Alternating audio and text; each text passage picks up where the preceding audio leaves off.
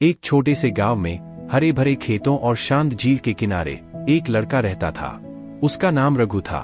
वह लड़का शक्कर खाने का बेहद शौकीन था।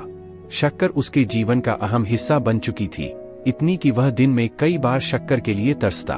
उसकी माँ सुमित्रा हमेशा उसके इस शौक से चिंतित रहती थी। वह उसे बार बार समझाती, रघु बेटा, शक्कर ज्यादा खाना सेहत के लिए अच्छा नहीं है। पर रघु उसकी बात मानने को तैयार नहीं होता। वह शक्कर के स्वाद में इतना खो जाता था कि माँ की नसीहतें उसके कानों में जैसे गूंजकर रह जाती। गांव में एक वृद्ध सज्जन भी रहते थे जिनका नाम रामू काका था।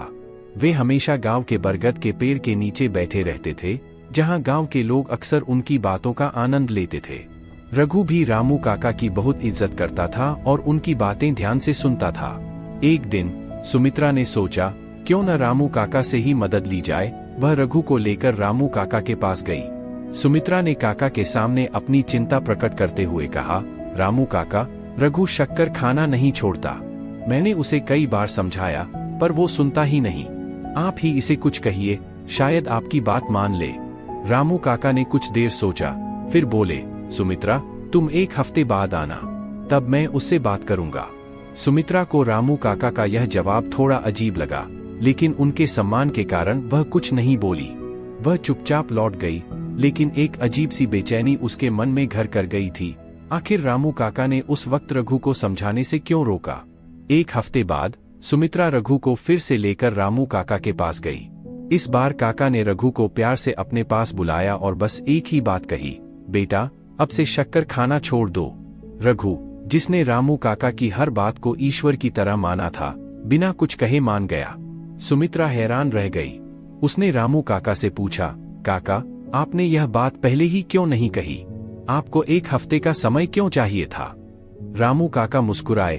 उनकी आंखों में एक गहरी समझ और सच्चाई की चमक थी।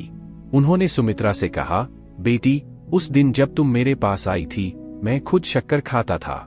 मुझे एहसास हुआ कि जब तक मैं खुद शक्कर नहीं छोड़ता, तब तक मैं रघु को इस आदत को छोड़ने के लिए नहीं कह सकता।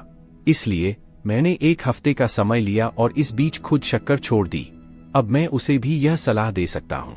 इस सरल सी बात ने सुमित्रा के मन को झकझोर दिया। रामू काका की यह बात जीवन के एक गहरे सत्य की ओर इशारा करती थी। हम दुनिया में जो बदलाव चाहते हैं, उसकी शुरुआत खुद से करनी होगी। इस कहानी का सार केवल शक्कर छोड़ने तक ही सीमित नहीं था। यह एक जीवन की सच्चाई थी।